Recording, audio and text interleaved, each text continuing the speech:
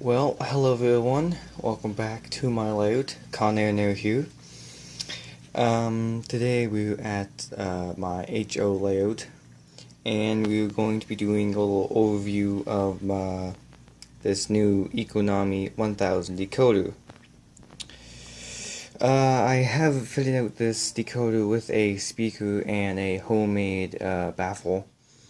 It's kind of a thrown together little baffle, but it actually looks pretty good, so I'm happy with it. And I have the speaker mounted with some like sticky stuff. I don't know. It's like double-sided tape, but it's not. Comes in a roll, and it just has like little circular things that you pull off it. It's kind of like glue, in a way, but it's more or less like a strip of the stuff. Anyway, so I have the layout on, as you can see there, and I'm just going to go over some of the functions of it. First, I'm going to flip the switch here. This is also new. I have DC over here, DCC over here. In the middle, it's just off, so right now I actually have no power to the track. So we turn this on.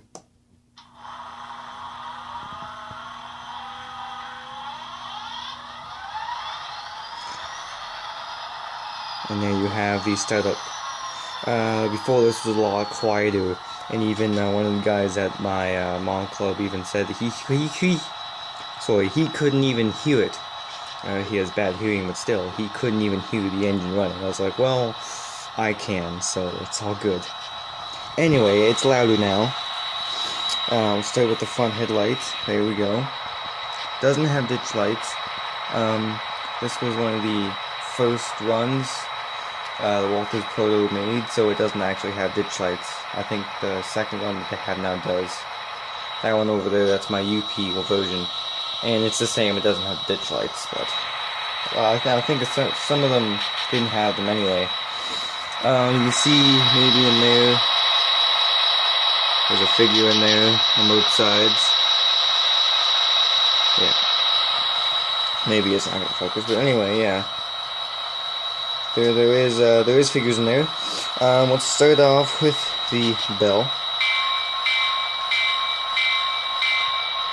And the horn.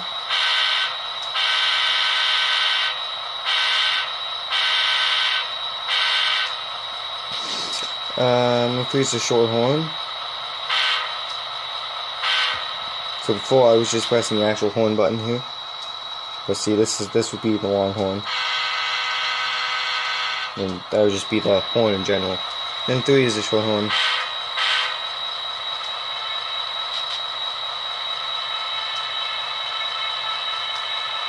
4, that might be the dynamic brake, I'm not sure. Honestly, I have not read the manual, so 5 is rev up.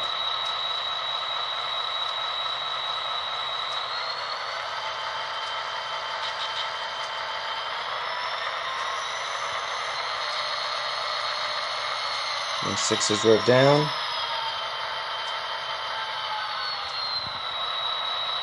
And if you want to, we can shut down the engine.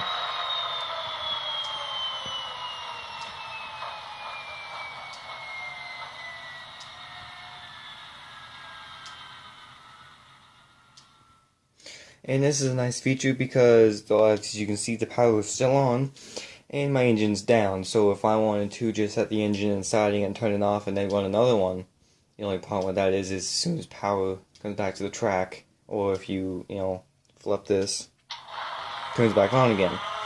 So you'd have to almost set it in the siding and turn power off to that siding. Or just put it on a shelf, as I would do. My beautiful shelf of stuff on my extra engines over there. Anyway, so let's go forward and backwards with this. Turn my headlight back on so I can see what I'm doing now. 4 speed steps.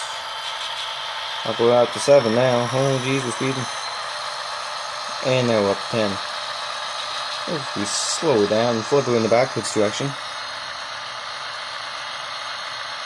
And I'll put it mute, which is F8. As you can hear, that's, well, you can hear it because it's pretty silent. Something I like about the Protos, they're very silent running.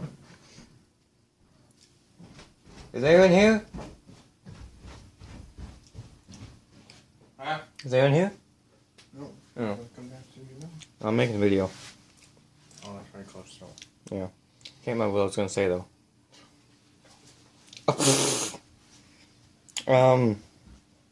So yeah, that's basically the decoder. It I still owe the buddy for it, but it was 140 for the decoder, the speaker, and he bought me a converter to go from a 8-pin to a 9-pin. Although I didn't need that, so I accidentally cut it up.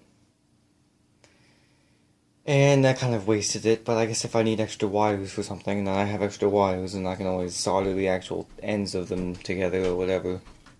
But anyway, that is pretty much the overview of the engine. I don't know if I showed you the back headlight or not, but there it is, there's the back headlight. It's very, very bright, and I'm pretty sure these are LEDs, and they're very nice. Just one more thing, I mounted the speaker, excuse me, I had to actually take out a piece of the frame, right in here, there's the speaker right in there. I took out a piece of the frame and I fit the speaker right in. Originally I bought this DC, so I believe that's why that was able to come out, because I'm sure if it was DCC, there would be a speaker in there. Anyway, this wraps up the review of the decoder. Overall, I love it. It's amazing, and it's pretty much one of the best sounding engines I have. I mean, with the startup and the shutdown sequence, I really do like it. And I haven't bought a Tsunami decoder yet, although my other engine did come with one. I didn't pay for it, luckily. I think it's apparently pretty affordable compared to the older Tsunami series, which is, I guess, it'd be nice for people that have to buy mass quantities of these. Anyway, this pretty much wraps up the review of the decoder, so I'll see you all next time. If you want to like and subscribe, you can do that, because, you know, people are pretty decent in videos and trains, because you can't beat trains. Well, I'll see you later. Bye.